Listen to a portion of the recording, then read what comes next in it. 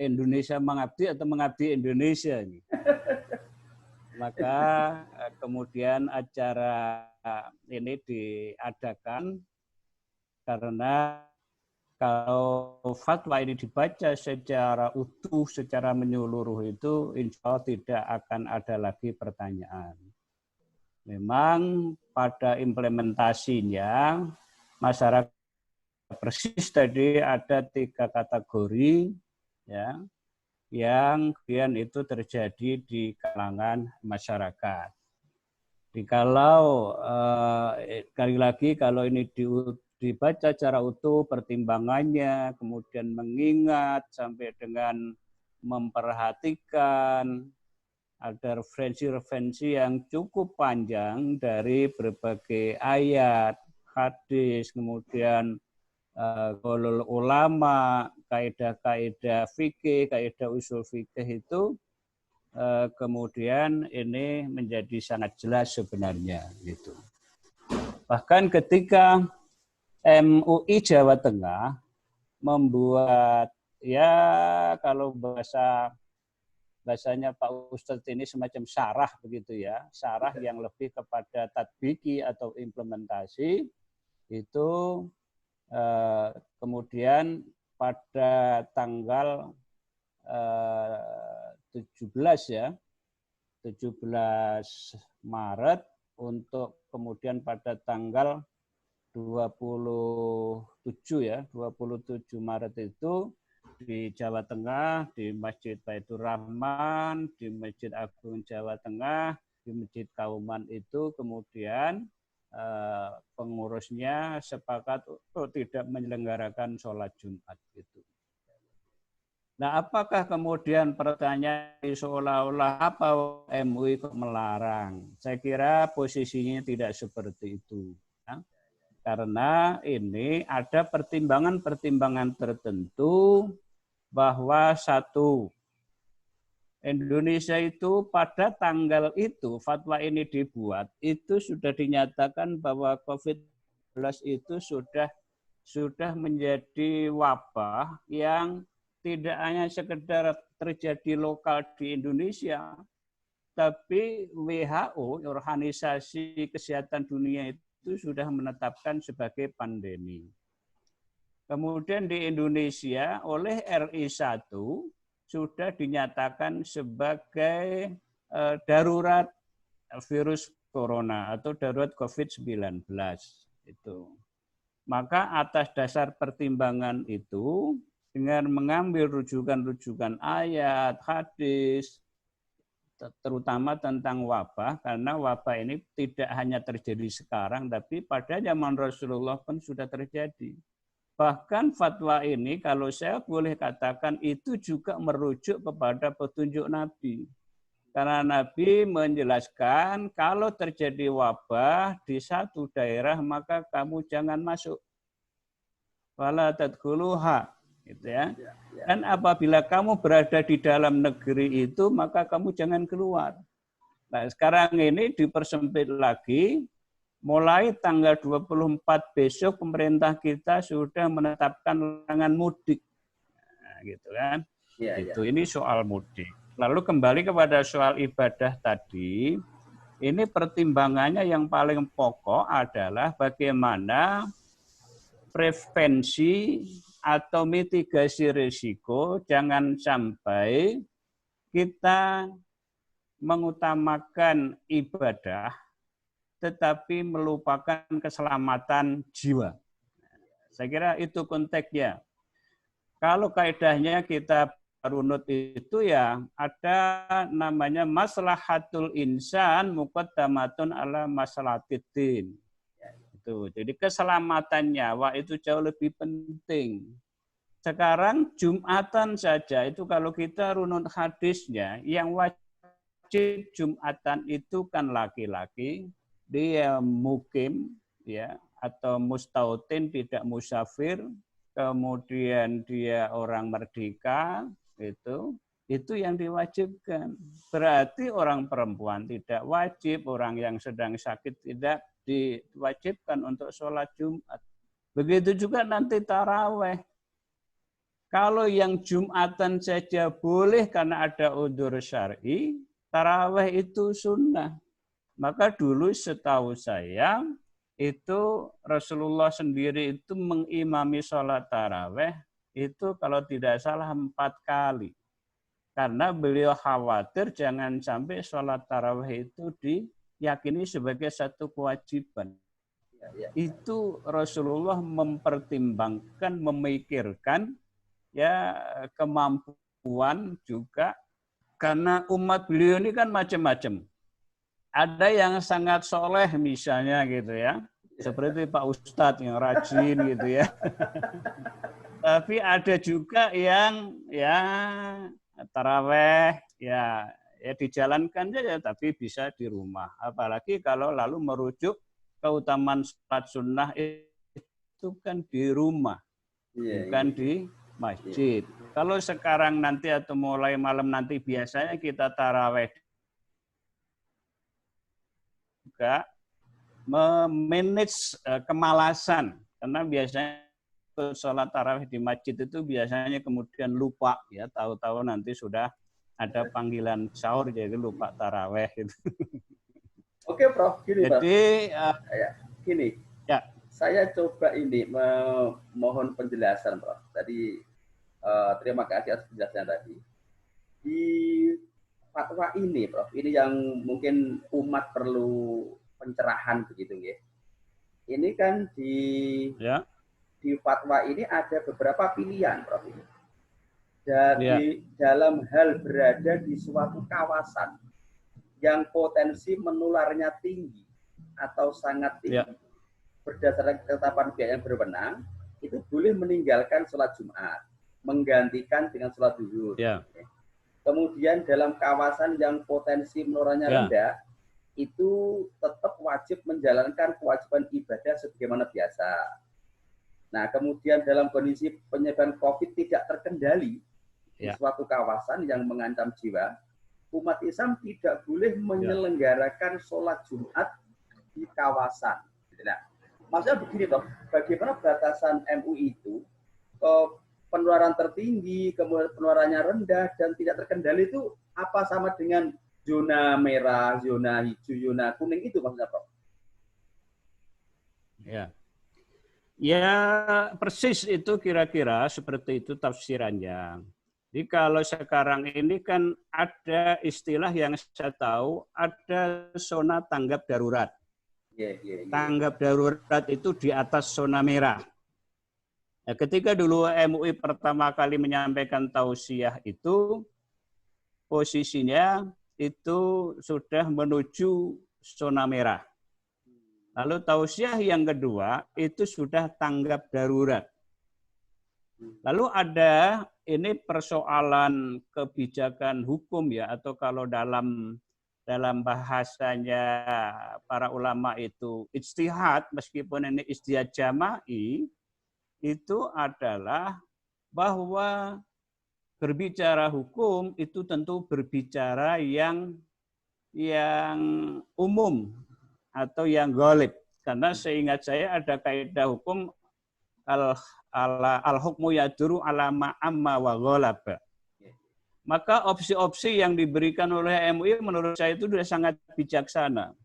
Jadi kalau misalnya di daerah tertentu seperti di KI, dan kita sudah pernah ketemu kasus di Kebon Jeruk, ya, di Masjid Kebon Jeruk, itu ada jamaah yang kemudian di situ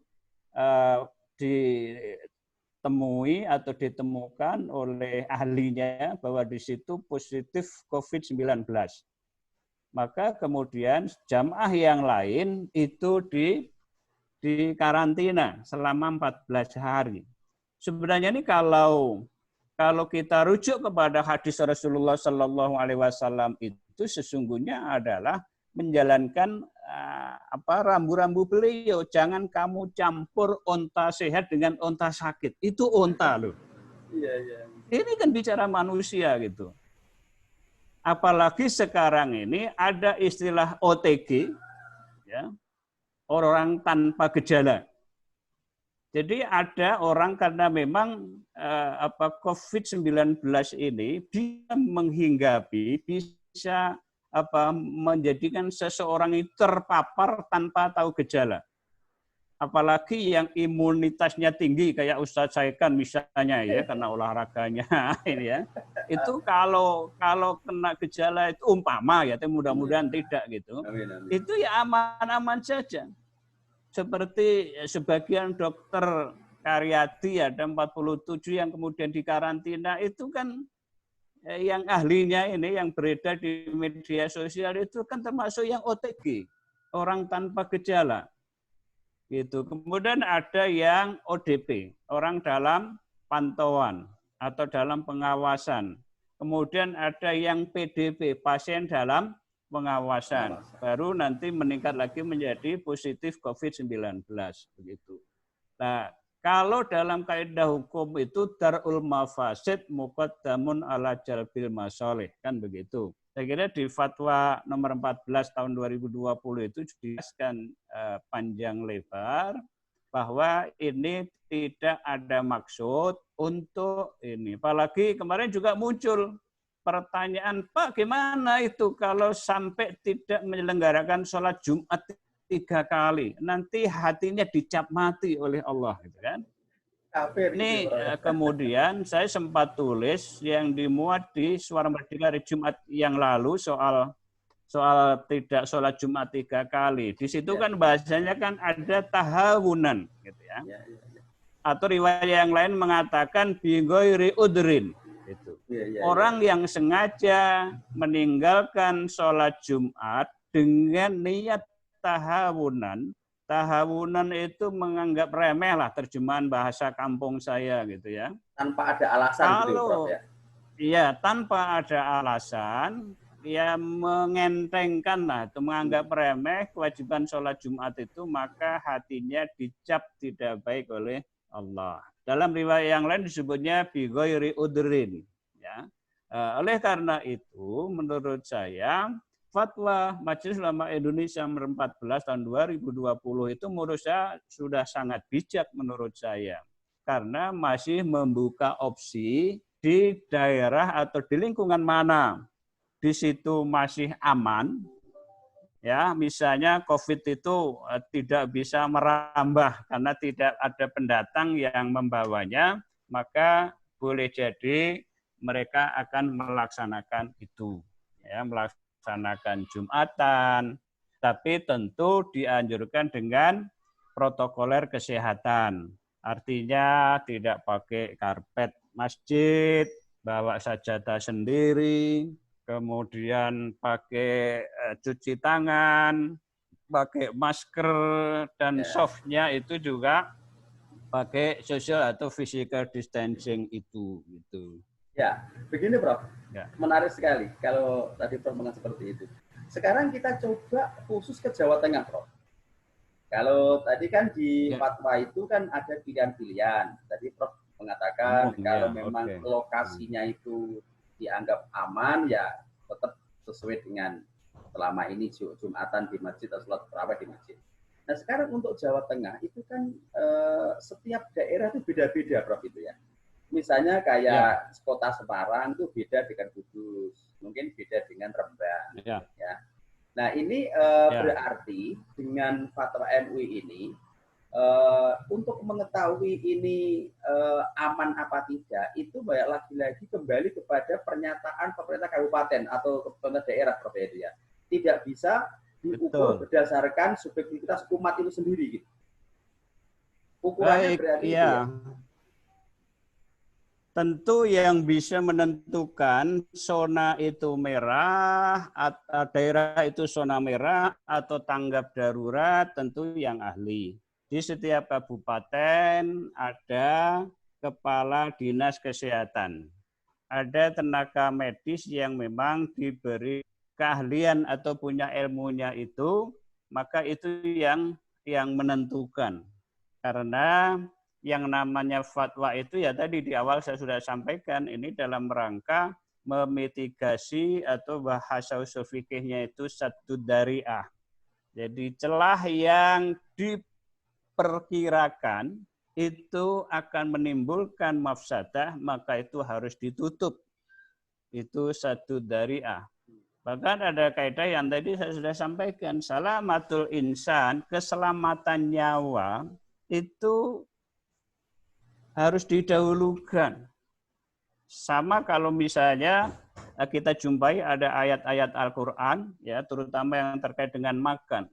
Misalnya ada di satu daerah ya, dia terdampar, tidak ada makanan apapun, yang terjadi itu kalau tidak makan dia mati itu, dan ada itu babi, dan babi itu secara normal atau situasi normal atau hukum azimah itu kan diharamkan. Itu dia boleh gitu. Boleh memakan itu demi menyelamatkan nyawa, itu jauh lebih penting. Atau ada analog yang sederhana lah, misalnya Pak saya kan ini lagi sholat, HP ditaruh di depan, ya tiba-tiba ada orang nyerobot, gitu kan? Itu ya HP itu harus diselamatkan dulu itu. Selamatkan dulu ya. Sholatnya nanti diteruskan. Oh iya, gitu. Itu contoh yang kecil gitu saja. Ya, menarik ini. Iya, atau misalnya ya, tahu-tahu ada harimau yang tiba-tiba masuk di masjid misalnya itu. Itu kira-kira apa tetap meneruskan sholatnya, ataukah dibiarkan harimau itu akan melukai diri kita? Iya. Ini analog sederhana saja gitu ya. Hanya persoalannya kalau ada ular, ada harimau kan nampak. Tapi kalau COVID-19 itu ada orang sudah terpapar saja dia nggak tahu gejalanya itu, tanpa gejala.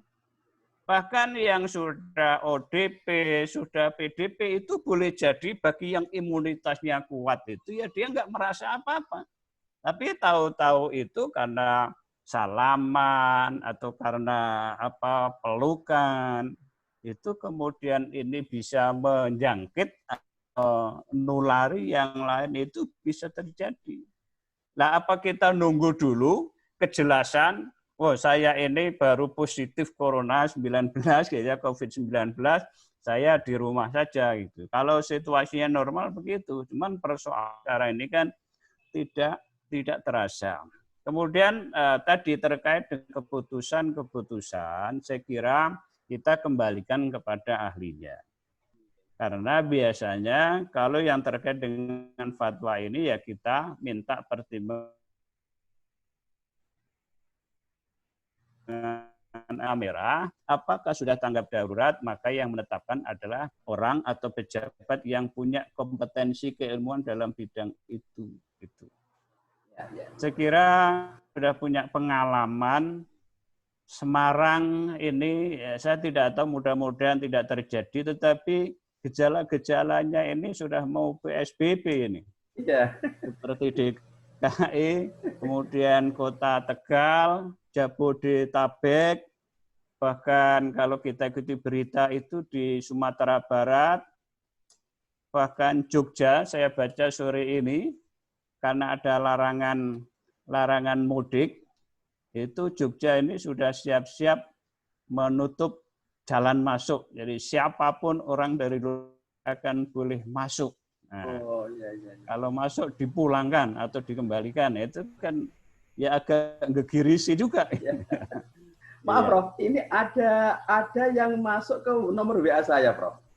Ada yang bertanya atau komentar ya. Saya lihat ini lebih komentar. Tapi ini dari Rembang, Prof. Dia menulis namanya Pak Ali. Saya enggak, apakah hanya namanya Ali yang di Rembang. Itu begini, Prof. Beliau berpendapat itu pemberitaan yang selama ini itu jangan-jangan malah ini justru membuat umat itu menjadi takut. Apakah ini memang benar-benar seperti ini? Apakah ini ada semacam kepentingan tertentu begitu? Nah ini kalau justru MUI itu membuat fatwa yang seperti ini, apa enggak malah justru menambah rasa kekhawatiran dari umat seakan-akan itu wabah COVID sudah kemana-mana gitu. Ini Prof, mau tanggapannya Prof? Iya, saya kira ya masyarakat kita ini kan sebenarnya sudah sangat cerdas ya gitu. Termasuk yang mengirim pertanyaan itu pasti sudah paham gitu. Kalau sudah paham itu tidak akan takut. Gitu. Cuman persoalannya kayak saya ini kan awam ya. Bayangkan tadi ada 47 dokter. Dokter loh, nggak main-main loh. Bahkan ada 4 yang spesialis. Itu aja tahu-tahu terpapar. Yang sekarang ini di karantina di hotel Kesambi Hijau di Semarang gitu ya. Bahwa ada kekhawatiran seperti itu ya bisa saja terjadi. Tetapi ini yang saya kira kita semua harus hati-hati karena ya artinya apa ya, mengantisipasi lah. Kalau bahasa kaidahnya darul mafasid muqaddamun ala jabil masalih itu saya kira perlu dipertimbangkan gitu ya. Karena sebenarnya kalau tadi di awal saya sampaikan fatwa MUI itu dibaca secara jelas rujukannya karena wabah ini terjadi sudah banyak, bahkan kitab-kitab yang membahas tentang ta'un, misalnya ada yang ditulis para ulama besar itu Ibnu Hajar itu sudah menulis Badlul ta'un ya. Itu kan sudah menjelaskan bahkan ketiga putrinya itu meninggal karena wabah ini. Dan saya kira sudah banyak juga kitab-kitab yang lain membahas itu. Ini yang supaya kita paham bahwa ada kecurigaan kepentingan politik, kepentingan ekonomi, saya kira itu tidak bisa dihindari. Apalagi kemudian ada ratusan ribu nabi yang pemerintah itu diasimilasi bahasanya atau dibebaskan yang kemudian karena ini kayak saya bayangkan ini nanti akan ada semacam paceklik dalam tanda kutip begitu karena orang tidak bisa mencari tidak bisa bekerja, tidak bisa jualan ya. Tetapi kemudian kalau pemerintah tidak mampu menyediakan makanan untuk mereka untuk memenuhi kebutuhan sehari-hari, katanya kalau teorinya Pak Saikan itu mengutip Abraham Maslow itu kebutuhan dasar kan tidak bisa ditunda-tunda itu. Ya. Jadi maka dulu saja pada zaman Umar bin Khattab itu terjadi paceklik ya atau amul majaah, ada 7 orang yang mencuri unta dan ketangkap basah, kalau bahasa sekarang ya OTT begitu, itu tidak dijatuhi hukuman karena apa? Karena ketika ditanya kenapa kalian mencuri unta, nah, mencuri unta kan nggak tanggung-tanggung itu. Habis kami sudah berhari-hari nggak makan itu. Artinya kemudian ada satu pertimbangan hukum yang memaksa mereka yang kemudian hukum itu tidak bisa diterapkan gitu karena mereka memang tidak bisa bekerja, tidak punya penghasilan sehingga satu-satunya cara untuk menyelamatkan nyawa mereka ya mencuri unta tadi itu gitu. Ya, Pak Tio, ini ada kemarin Pak, ini yang menarik itu. Saya sempat ketemu sama salah satu teman itu ya. Jagung guyunan Prof. Tapi ini kayaknya kami butuh penjelasan dari Prof. ini.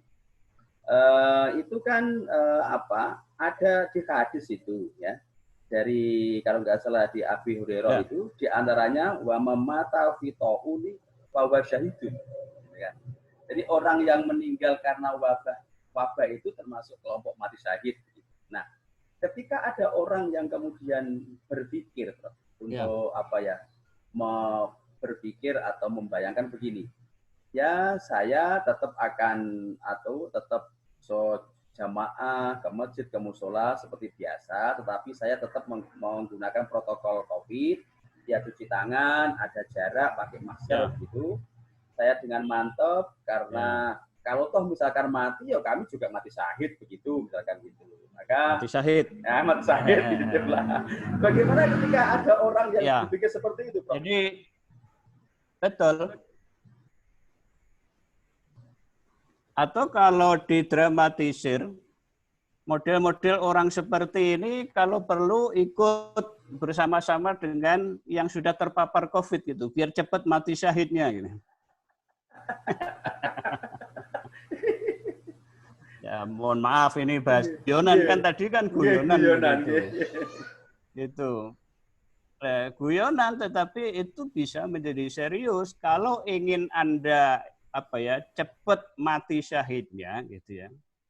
Ya udah gabung saja dengan berjamaah dengan orang yang sudah positif COVID-19. Nah, kira-kira begitu gitu. Ya. Tetapi ini kan menjadi mengingkari apa yang sudah dikasih petunjuk oleh Rasulullah. Rasulullah saja menganjurkan begitu. Onta saja yang sakit jangan dicampur dengan onta yang sehat. Itu onta loh. Gitu. Apalagi ini manusia gitu. Karena itu kita mesti harus bagaimana menggabungkan antara unsur ikhtiar dengan tawakal. Karena Nabi juga perintahnya begitu. Kalau Anda tahu di satu daerah, ini kita perkecil lagi, di satu RW misalnya, di situ sudah masuk zona merah, atau bahkan diperkecil lagi di masjid, di mana jamaah itu ada yang terpapar COVID-19, tapi karena saking rajinnya, karena saking ingin segera mendapatkan mati syahid, yang janjinya adalah surga, kemudian dia gabung ke situ, apakah itu cara beragama yang benar? Beragama dalam arti menurut tuntunan Rasulullah kan tidak seperti itu. Agama ini sesungguhnya mengajarkan kemudahan. Ya, jangan sampai hal-hal yang bayangkan kalau musafir saja boleh enggak Jumatan, apalagi sholat tarawih. Puasa itu wajib, musafir boleh moka, kan begitu. Apalagi Jumat, musafir itu boleh kok tidak Jumatan begitu. Jadi ini saya kira di dalam beragama. Gitu. Nah, begini Prof, gitu. Ini lebih khusus. Mungkin terakhir waktunya sudah tinggal 10 menit Prof ini Prof. Baik. Tadi kan begini, kalau saya tidak salah tangkap itu, fatwa itu kan sifatnya adalah himbauan atau memberikan rambu-rambu kepada umat Islam khususnya begitu. Nah, tadi ada 3 pilihan di fatwa itu, kalau yang zona merah, zona hijau, yang kuning, sehingga sikap umat Islam untuk Jumatan di masjid, tarawih di masjid itu berbeda. Nah, sekarang begini, Prof. Ya. Untuk menjadi pegangan umat Islam di wilayah-wilayah itu, ini kan untuk Jawa Tengah, ini memang secara formal dari pemerintah kabupaten kota, itu kan belum ada sikap yang sama. Artinya memang kondisinya berbeda-beda. Berbeda kalau DKI Jakarta kan memang sudah PSBB, sehingga ada resmi melarang untuk berkumpul, termasuk datang ke tempat ibadah. Nah sekarang kalau Jawa Tengah, Prof, daerah-daerah kabupaten, misalnya di Kudus, di Jepara, Pati itu, secara formal pemerintahnya itu, pemerintah kabupaten atau Pak Gubernur sendiri itu belum menentukan PSBB yang berimplikasi belum melarang umat Islam untuk melaksanakan ibadah di masjid atau di musola.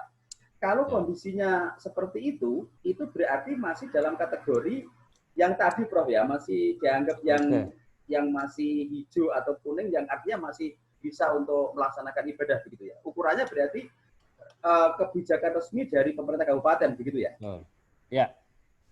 Karena itu di bagian opsi fatwa MUI di daerah yang memang itu diyakini itu masih aman, maka boleh saja dilaksanakan Jumatan, dilaksanakan taraweh, tetapi dengan mengikuti protokoler kesehatan.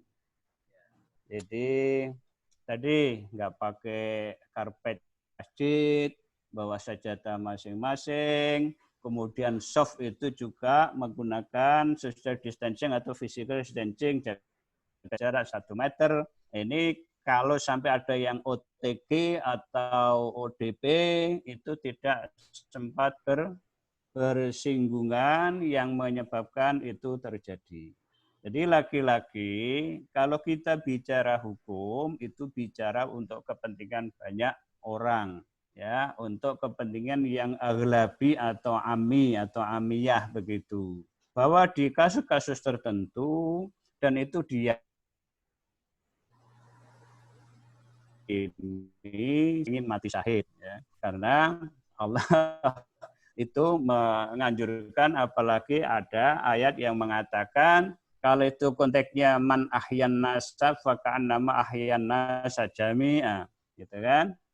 Wa man qatalan nasa, ya, faka'annama qatalan nasa jami'a. Kalau kita ini bahwa memang di situ itu aman, ya silakan saja, gitu.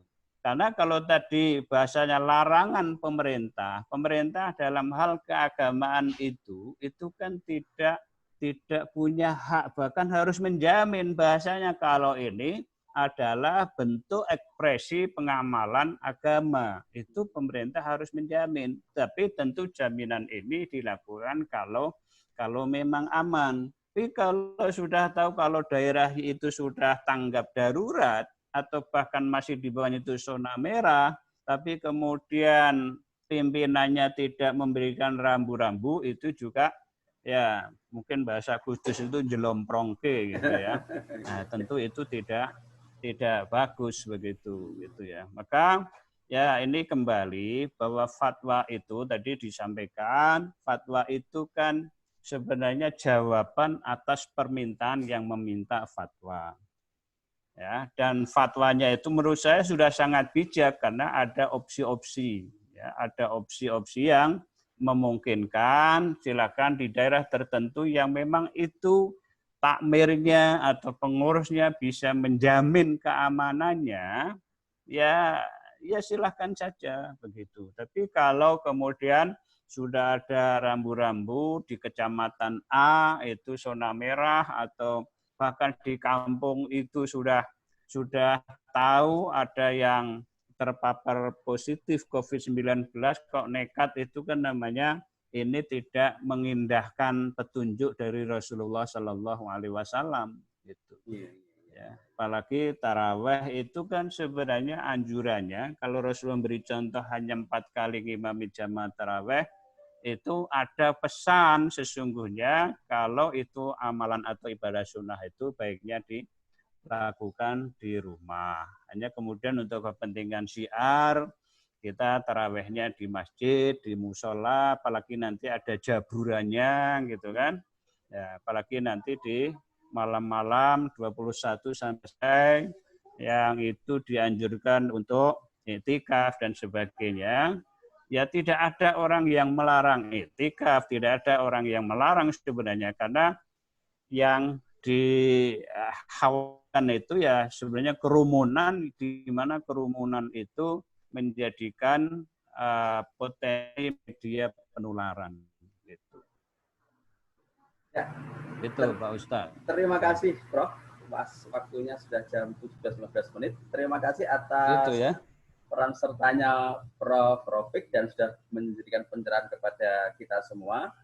Sehingga di sini saya bisa memaknai bahwa berdasarkan perbincangan ini tadi, saya mengatakan bahwa MUI itu tidak pernah melarang, tidak pernah memaksa umat Islam untuk beribadah di rumah atau di masjid, tetapi lebih kepada memberikan rambu-rambu, memberikan pilihan-pilihan sesuai dengan situasi dan kondisi masing-masing daerah. Oke. Yang pertama itu. Kemudian yang kedua, Islam itu lebih mengutamakan menjaga kemaslahatan diri, kemaslahatan nyawa, gitu ya, dibanding yang lain. Maka itu lebih diutamakan. Nah, maka dari itu para umat Islam memperhatikan masing-masing wilayahnya. Kalau memang di masing-masing daerah itu dirasa masih cukup aman dari COVID, tetap melaksanakan ibadah taraweh, sholat Jumat seperti biasa, tetapi dengan catatan tetap memperhatikan protokol kesehatan wabah COVID, diantaranya cuci tangan, pakai masker, kemudian stopnya berjarak, dan bila perlu juga dicek suhunya pakai thermoscanner itu, mungkin kira-kira begitu Prof ya. Mungkin itu Prof kesimpulan yang bisa kami petik dari dialog pada sore hari ini. Saya atas nama Yayasan Tasamuh mengucapkan terima kasih kepada Prof Rofik yang sudah meluangkan waktunya. Terima kasih kepada semuanya. Ya. Kalau saya pengantar ini ada kurang, saya mohon maaf. Assalamualaikum warahmatullahi wabarakatuh. Ya. Waalaikumsalam warahmatullahi wabarakatuh.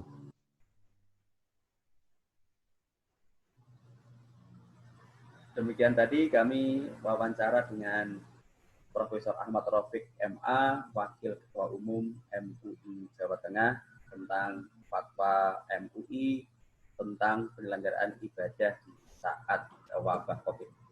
Demikian, selamat melaksanakan ibadah puasa, selamat melaksanakan sholat tarawih. Semoga kita semua mendapat keberkahan dari ibadah bulan Ramadan dan sholat tarawih. Demikian, Assalamualaikum warahmatullahi wabarakatuh. Waalaikumsalam warahmatullahi wabarakatuh.